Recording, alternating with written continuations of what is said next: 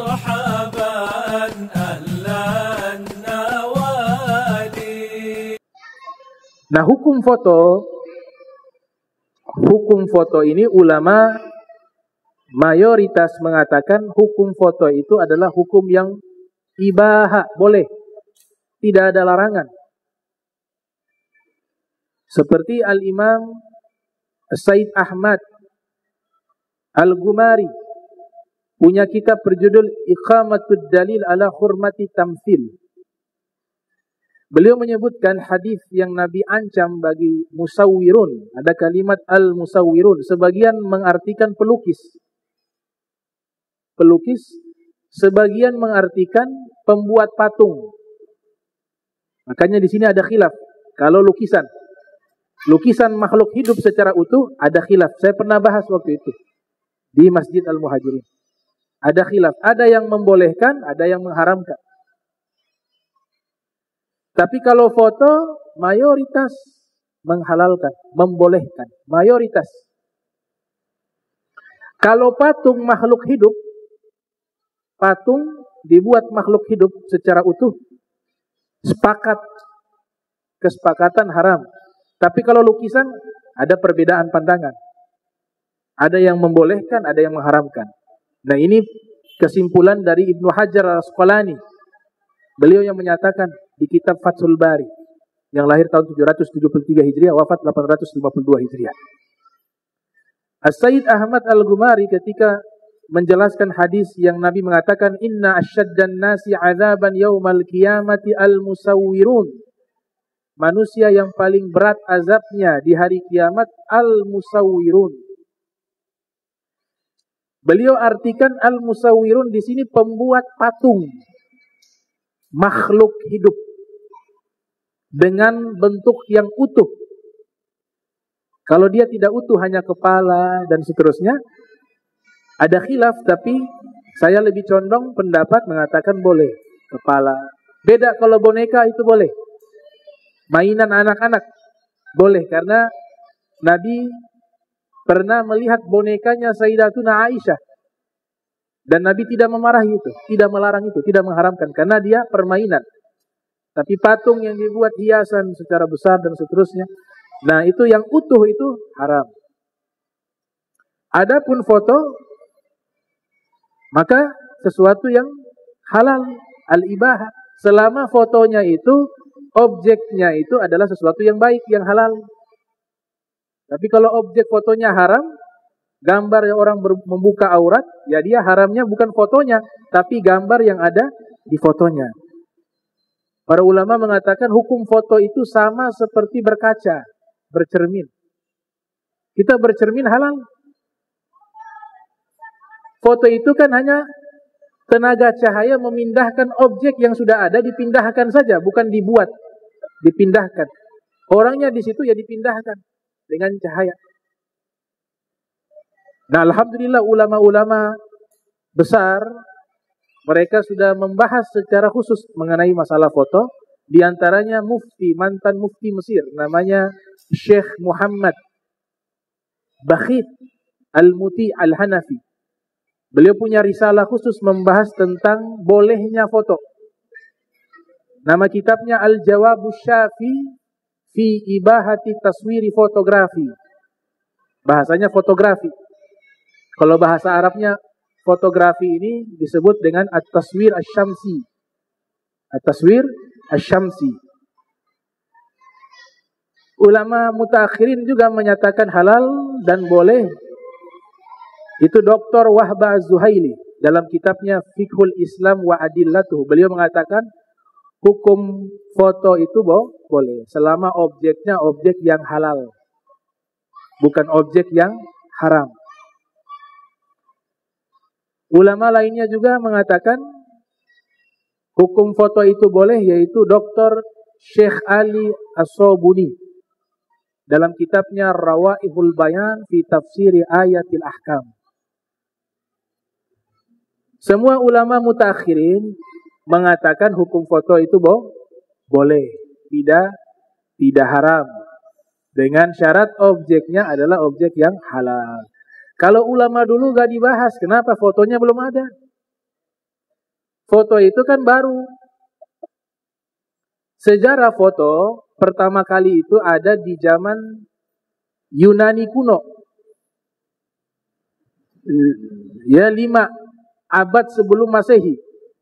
Ada seorang filosof namanya Moti. Nah, Moti ini orang pertama yang membuat rumusan fotografi. Walaupun belum ada seperti zaman sekarang yang kita lihat saat ini. Tidak seperti ini. Tapi rumusan-rumusannya sudah ada. 5 abad sebelum Masehi. Maka foto itu diambil dari bahasa Yunani. Photos dan grafo. Photos artinya cahaya, grafo artinya menggambar atau menulis. Digabung jadi fotografi. Waktu berjalan, di tahun 354 Hijriah, lahir seorang ilmuwan Islam di kota Basrah, di Irak, tahun 354 Hijriah. Lahir seorang ilmuwan Islam namanya Ibnu Haythum. Orang-orang Eropa mengenal dengan Ibnul Hazm atau Al-Hazan. Hazm. Disebut beliau adalah bapak optik dunia. Orang pertama yang menciptakan optik. Orang pertama yang membuat rumusan-rumusan kamera. Orang pertama yang membuat kaca pembesar. Orang pertama yang menjelaskan teori gravitasi sebelum Isaac Newton. Beliau ini multidisipliner, menguasai banyak cabang ilmu. Matematika, fisika, geografi, kedokteran, filsafat, ilmu syariat, dikuasai semuanya. Nah, beliau wafat di Mesir, di Kairo, pada tahun 430 Hijriah. Kitab-kitab beliau diantaranya yang digunakan di Eropa, diterjemahkan ke bahasa Latin dan dipelajari oleh orang-orang Eropa pada zaman tersebut, itu berjudul Ar-Risalah fil Aini wal Absar. Kitab membahas tentang fungsi mata. Beliau jelaskan anatomi mata secara spesifik. Kemudian teori-teori mata, siklusnya mata, semuanya dijelaskan. Ini tentang ilmu kedokteran yang membahas tentang mata itu rumusannya dibuat oleh beliau sampai sekarang dipakai. Ibnu Haythum. Beliau jugalah yang membuat sistem, kemudian mesin sinematografi dan fotografi. Beliau yang kembangkan.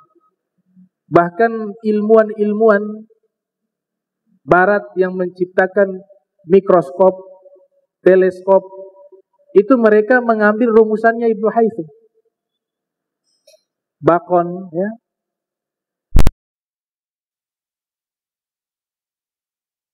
Nah, setelah itu beliau mengarang kitab-kitab. Ada kitab yang terkenal tentang optik namanya Al-Manazir. Al-Manazir itu kitab membahas tentang optik dan tentang kamera. Kitab tentang kosmologi juga beliau punya. Tentang matematika beliau punya. Nah, setelah itu dikembangkan oleh orang Eropa. Kalau tidak salah tahun 1838 Masehi, ada orang dari Prancis, Louis, saya lupa namanya Louis Daguerre. Louis Daguerre. Tahun 1838 Masehi di Prancis, orang pertama yang pertama kali membuat foto dan memotret. Itu pertama. Tahun 1838 Masehi. Maka di masa inilah mulai terkenal itu fotografi. Dibahas oleh para ulama secara spesifik tentang masalah foto. Ulama-ulama kontemporer kekinian. Mereka mengatakan foto itu adalah boleh. Ada hal yang menarik. Di dalam hadis Sahihul Bukhari,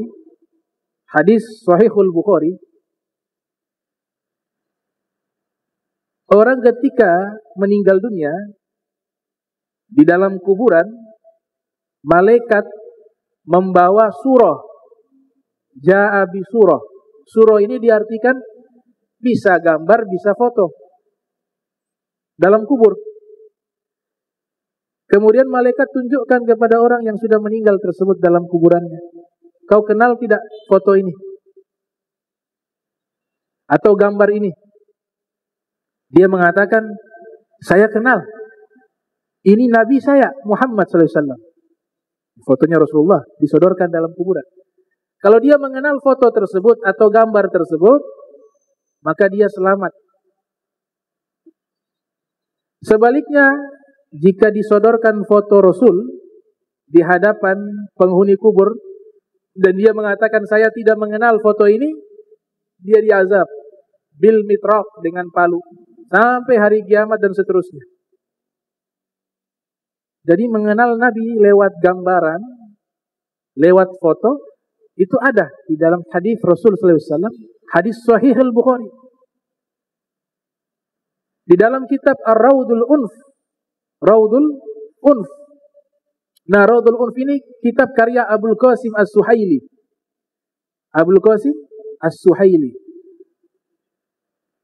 Ketika Sayyidatuna Khadijah wafat, istrinya Rasul, nah beliau kan tidak menikah setelah itu.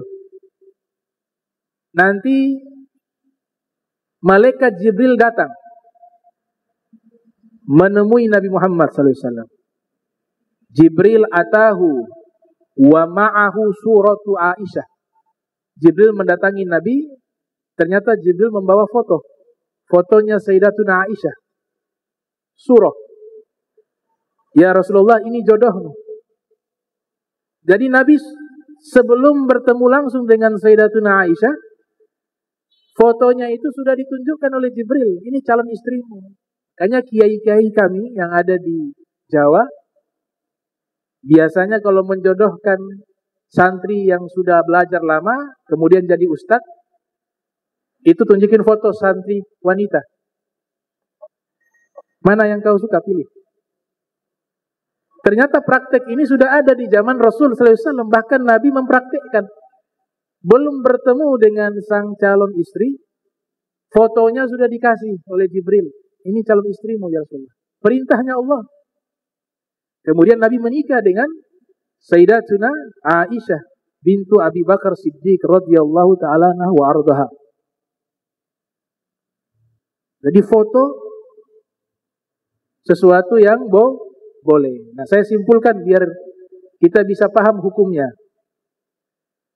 Hukum membuat patung makhluk hidup secara utuh, hukumnya tidak boleh.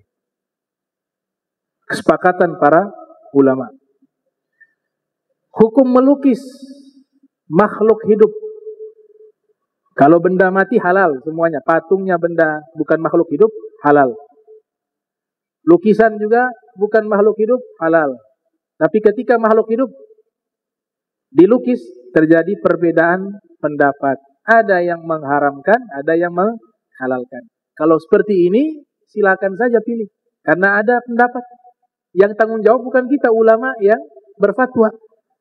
Dan fatwanya ulama itu, kalau masuk dalam ruang ijtihad, mereka tidak berdosa walaupun salah. Karena mereka menggunakan ilmu. Tapi kita orang awam disuruh cari tahu sendiri hukum dalam Al-Quran dan hadis. Salah ataupun benar tetap salah. Karena tidak dengan landasan ilmu. Kalaupun benar kebetulan saja itu. Kebetulan benar. Karena kalau tanpa ilmu, tidak mungkin kebenaran itu diyakini. Ilmu itu menghilangkan keraguan. Ilmu itu argumen yang meyakinkan. Tapi kalau kebetulan benar, itu bukan keyakinan. Hanya kebetulan saja dia benar. Makanya Nabi katakan, man qala fil Qur'ani bi ra'yihi akhta walau asab. Man qala fil Qur'ani bi ra'yihi faqad akhta walau asab. Siapa yang menafsirkan Al-Quran dengan akalnya, bukan dengan ilmu, dia tetap salah walaupun benar, kata Rasulullah SAW. Karena tidak menggunakan landasan ilmu. Adapun fotografi, mayoritas mengatakan boleh.